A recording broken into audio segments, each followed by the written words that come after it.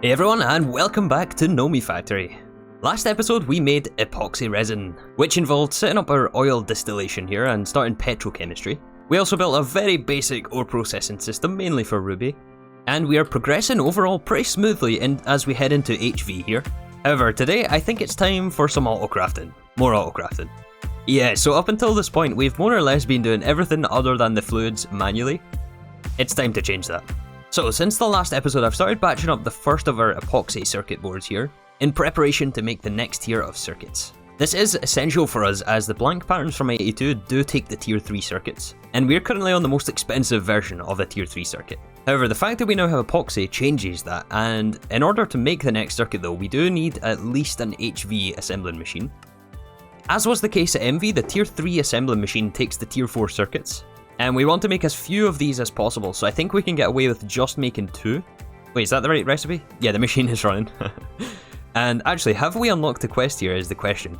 I did go through between episodes and pick up the fluids that we made last episode, just to unlock these quests.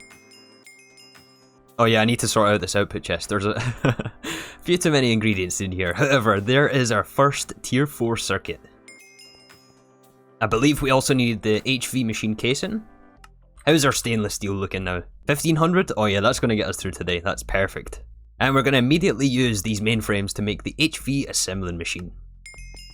Huzzah!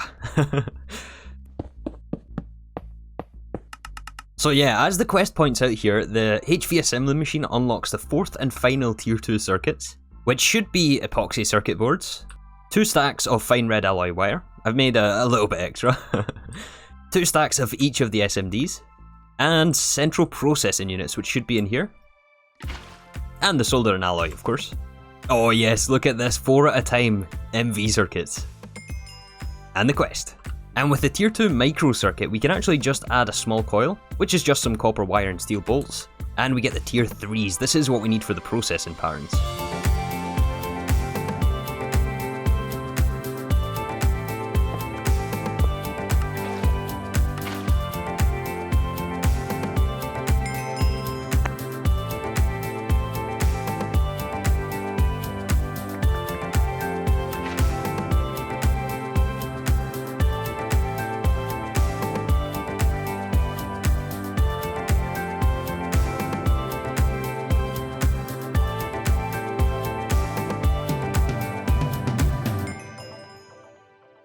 Alright, now we're going to be flying. We're ready, we're ready. So I put enough in here for 2 stacks of HV circuits. Those are going to take a couple of minutes at least. So at this point in the pack, this is where we automate everything. Because we have easy access to Applied Energistics, we should be able to batch up quite a few of these blank patterns, which actually give us 8 at a time, so it's not actually that many circuits to use. And one of the main things that we use in all automation, pretty much all automation, is the ME interface. So we're going to start by unpinning absolutely everything here. Let's give ourselves a blank canvas to work on, so to say. And we're going to pin this interface and go through each component and automate all of this. This is going to be some fun. This is my favourite part of this pack. So the first thing we're going to tackle here is wire recipes. I don't think it's sensible to put all wire recipes on passive. We want this backup block.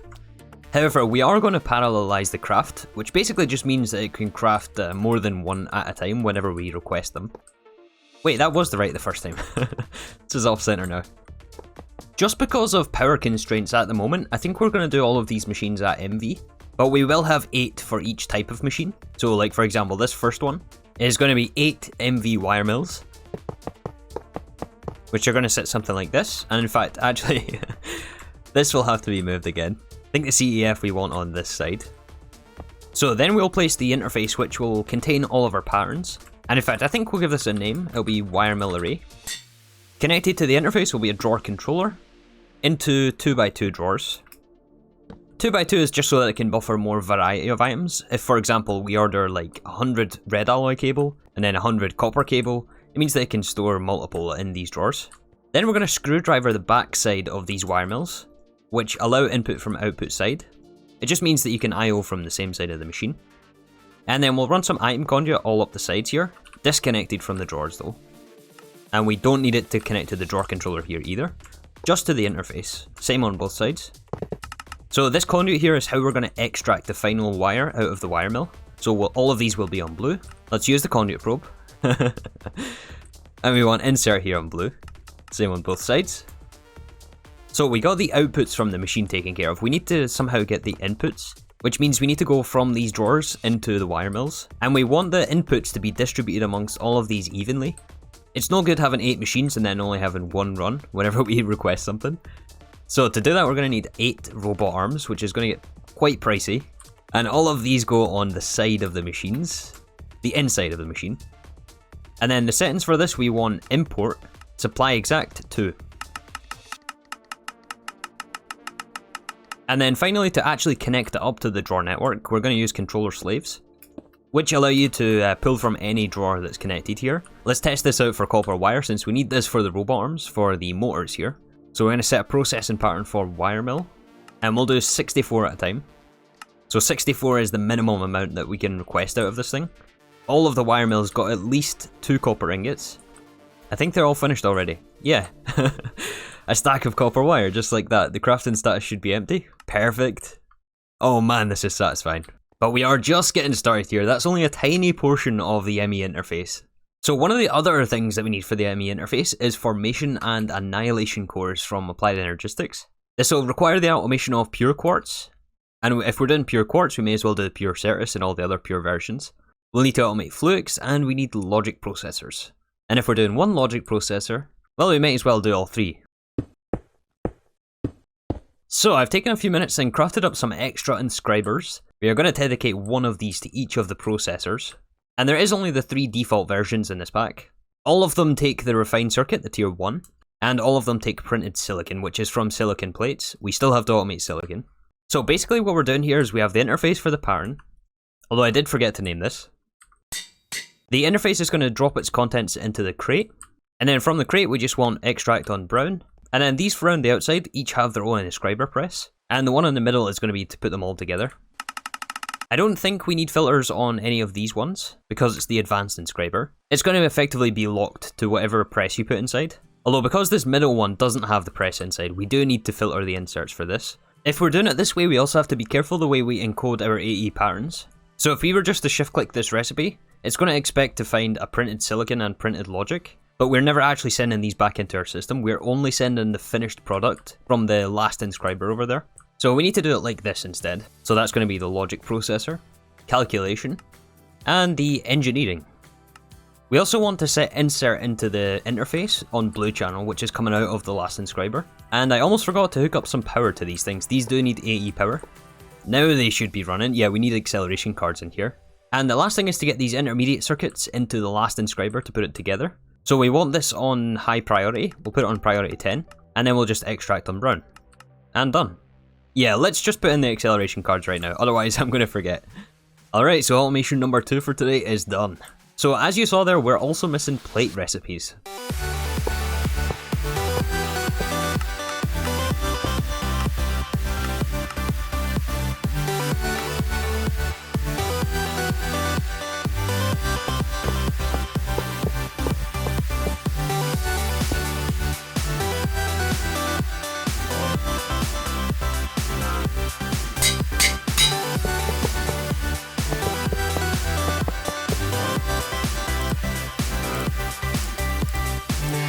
Problem solved, I hope. Assuming I didn't mess up any of the configs here. So there is 8 advanced cutting machines here, MV tier. It's another array similar to the Wiremill, however this is slightly different this time. The cutting machines, in order to function, do require a fluid. You can either fill this with water, distilled water, or lubricant. Lubricant being the fastest, by quite a bit actually. It's 5 seconds down from 20 on this particular recipe. So to fix that, I have actually passive lubricant over here. And lubricant, there's a couple of different recipes we can actually do. I think maybe last time we done oil. I think I done oil and redstone for lubricant. But this time we've switched to doing seed oil instead, which is, I mean, basically free for us, right? We're farming canola in our farming station over here, and we're currently at 2,000 seeds and 35,000 canola. Which, by the way, I think we can just shapeless craft into seeds. Yeah, so that's probably worth setting up, as we're going to run out of seeds here soon. Yeah, you know what? Let's get a crafter for that. So yeah, we're taking the canola seeds from our interface here. As far as I know, we don't need these for anything else at this point, since we done epoxy the bisphenol A route. And here, actually, we can put the mechanical crafter right here. set the shapeless crafted canola, and it should automatically pull from the interface, make us canola seeds, and we can just extract this on brown, which is already filtered into the fluid extractor here, which I did make it HV since this only gives us like 10 millibuckets of seed oil, and it's 750 for the recipe. But yeah, that's then just mixed with redstone, stored in the steel drum, and we have a fluid storage bus on the back. And then over here, the cutting machines, the interface supplying the patterns is on the bottom. And I just took out one of the drawers here, so we have slightly less buffer on this array. But that allows us to put a fluid interface here, which we're going to request lubricant in. And that should be round robin between all of these machines here. Perfect. Oh yeah, I guess one more thing I should mention here. The plate recipes, I mean, look at the amount of machines you can make aluminium plates in. You can do like the alloy smelter, the fluid solidifier, the compressor. The one we picked is the cutting saw, since we can cut from blocks and it does 9 at a time. And especially when you add lubricant, considering you get 9 plates at 5.2 seconds at LV, that is a very, very good deal. And we're overclocking most recipes since it's MV cutting machines. And we are going for speed with this, that's why we're building arrays. Oh yeah, and last thing to point out is the robot arm is on keep exact 1, since we're only doing one input item for this. We don't want to cut 64 blocks at a time. And you may have also spotted this third array. Yeah, third array, the alloy smelters, which work slightly different to the way we have these two. So this time what we've done is dedicated an interface to each one, and we want these on blocking mode, so that it only sends one recipe worth at a time. Basically it won't send any more items if there's already something in the storage crate. And then the robot arm settings for this is transfer any 6. Some recipes exist where there's not just one item in each slot, it's actually 5 total. So we have to have room for that, which is why it's 6, and we don't want to just let the robot arm transfer as much as it can. Otherwise that doesn't properly distribute them amongst all of the alloy smelters. As basically it's going to be pulled too quickly, and blocking mode will see that there's nothing in the storage crate because it's all in the machine. And basically one machine will eat all of the input items. So after crafting some of those machines here, checking our interface terminal, you can see that the molecular assemblers, of which we only have 4 right now dedicated to crafting recipes, are almost full. And to make any more of these molecular assemblers, we'll need the crafting recipe for this. One of the items is quartz glass, to which we can easily add an alloy smelting recipe for. And in fact, we'll actually need 8 patterns for this. 1 for each interface. I was wondering why it didn't show up there. We have to plug it in again. Yeah, so if we request like 32 of these things, it should be distributed amongst all of these things. Amazing. And output on this side is actually from the middle, and that just goes back into this blank interface here. There is also this formation and annihilation core, and I realised that we missed the fluix and the pure crystals. I think the pure crystals we're going to do on demand, since they're fast enough with acceleration cards. But as far as charging Certus quartz, I think the only option we have at this stage, until we get mana infused ingots, is the charger, which cannot be sped up at all. So we're going to passive the charged Certus, and we need specifically charged Certus to make fluix. So the pure crystals are the easy part. I think we just need an interface straight on this crystal growth chamber, and then we can just item conduit out of this. And in the recipes, it's just going to be the Certus quartz seed. In fact, you know what, we'll do this 64 at a time as well. So yeah, the pure crystal recipes will just go in here, and we should be able to request these things now. Also need to give this thing some power. But it should be... oh yeah, that's already rapid. Nice. The fluix is a bit more tricky, so I think, as I mentioned, because of this charging speed, we are going to passive this. And fluix is going to look something like this. So the fluix recipe is charged Certus quartz, plus nether quartz, plus redstone. So since we don't want to charge all of the Certus quartz that we have, there is other uses for normal Certus quartz. We want to control the extract from the charger, which is a sided machine, so extract has to be out of the bottom. We have this extract on brown only with a signal, and then the level emitter here will only emit a redstone signal whenever we have less than 200 fluix. There's no other use as far as I know for charged Certus other than to make fluix, so we don't need to actually buffer the charged version. We can just filter this based on the amount of fluix that we have. Then we just have limited item filter for the 3 input items on the crystal growth chamber, which are being requested in the interface and also extracted here with a signal. Although we do have a blacklist here for the pure crystals and fluix. Output from the growth chamber is on blue channel above, and then we also extract from the top, which has to go into the top of the charger, and this will take in the Certus quartz. Alright, so let's check on our progress here. Let's check the interface recipe. We're not going to actually request 100, but doing this gives us a good idea of what exactly we're missing. So we're missing fluix dust, we'll need a macerator of some sort. We're missing rod recipes, we're missing the polarizer recipe. Small gears, more aluminium, which is actually just the blast furnace here. Gold plates, we can add the recipe for gold plates. We need the cutting recipe and also the block recipe. I guess that's the disadvantage to doing these sorts of arrays. It does take up more space in your interfaces, but that's a cost that we're willing to pay here. Ah yeah, there is also cable coating here. So to coat cable, there is actually three different rubbers that you can use. We can either coat this in regular rubber, styrene butadiene rubber, or silicon rubber. The styrene butadiene and the silicon rubber are higher tier materials, and they are required for some of the higher tier wire. However, we are just going to do regular rubber at this stage. I think the best way to get rubber is through the chemical reactor with sulfur dust and raw rubber pulp. I can never say this properly. So we're going to do a chemical reactor here. We're doing all this at MV again. This is going to take sulfur in from our AE system. This will have to be a limited item filler. Plug in the interface. Always forget that step. And remember, sulfur is something that we get from DML. And as of last episode, we also get it out of this distillation tower here. So this has to be mixed with the dust I can't name. To do that, we're also going to ask for rubber, which is coming out of the farming station. That's going to get filtered into an extractor. Once this runs, it extracts to this dust. Add this to the filter here. And this chemical reacts to make us rubber, which we're going to buffer in a drum, as always. Automatic output to the right. But rubber is not only used for coating cable, we also need it for things like rubber rings, which are used in all of the electric pumps, at least up until IV tier. And we also use rubber sheets for conveyor belts. So since we're making rubber here, we may as well passive those as well.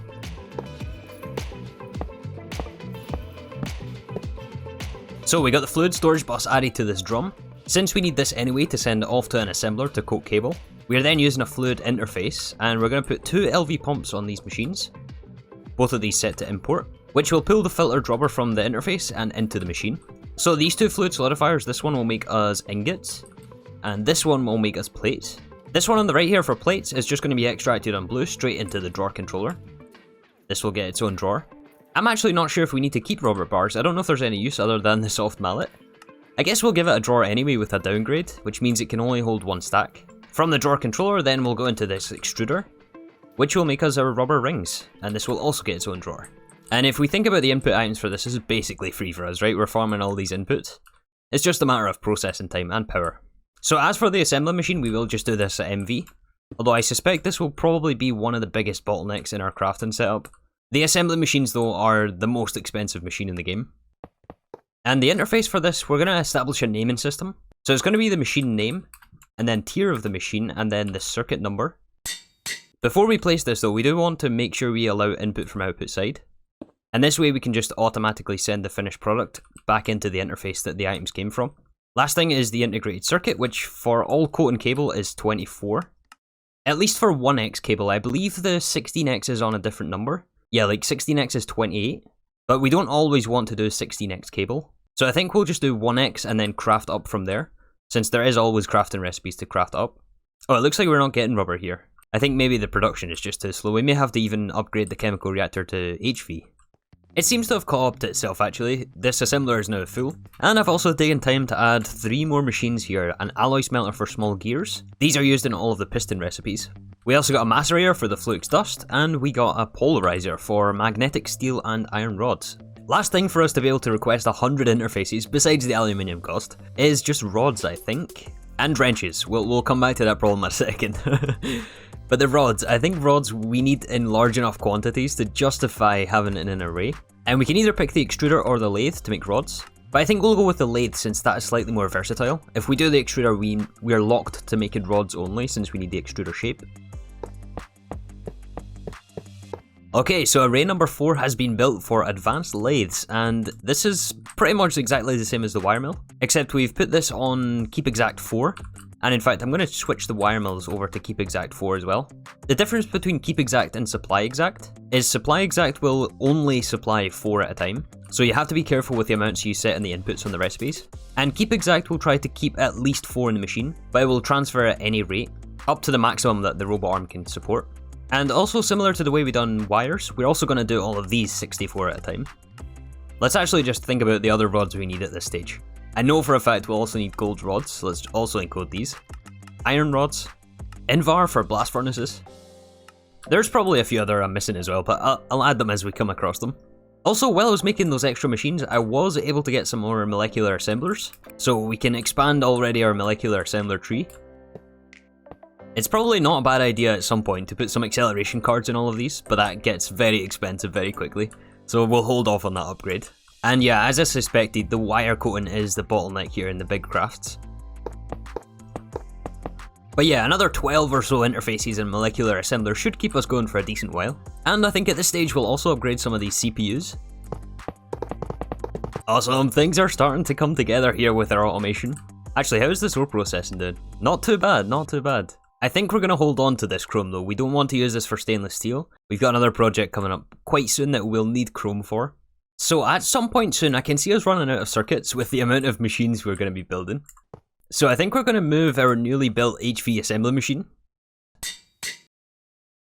And we are going to start encoding some patterns here for the circuits, now that we have the cheapest version of the tier 1. Well, technically that's not true, we'd still have the socks, but again, this is EV before we can get to these. Which is the reason we're not doing these circuits passively yet, until we get to this recipe. But it is definitely a good idea to automate these at least on demand. So that's tier 1, the tier 2, the micro circuit we can also add. This takes our epoxy boards, which I think we're going to handle next episode. Because if I'm going to do one epoxy board, I'm going to do all of the circuit boards. And there's a few of them. And I guess we'll also add in tier 3 as well, the microprocessors. And the circuits also take a fluid, either solder and alloy or tin. I decided just to pick tin actually, since solder and alloy takes antimony. And we don't really have an easy way to get antimony. Tin on the other hand, we can actually get this from skeleton DML. So tin is free for us, right? So like some of the other machines here, we got an interface, except now we've got an import cover. And then fluid storage bus directly on the machine, just so that we don't buffer too much of this molten tin. I have a feeling we'll still be missing a few of the ingredients, like the SMDs. Although there was this output buffer, right? This still has all this stuff in it. I guess we'll empty this out into our AE system by now. Yeah, now we should be able to request circuits, tier 1 to 3. I hope. Please? Yeah, there we go, it just took a second. Although the fact that we have almost 800 tier 1s is, I mean, that's going to last us a while. Anyways guys, I think this is about wrapping up point for this episode. We didn't get much in the way of progression done actually, but we did stop and build up a lot of our infrastructure, which we'll need in order to progress. I noticed also we passed the 48-hour mark, and we are keeping an eye on our time here, but we're not rushing. We need infrastructure to progress. And infrastructure we shall build tomorrow. Anyways guys, thank you once again for watching, and I'll see you all soon for some more Nomifactory.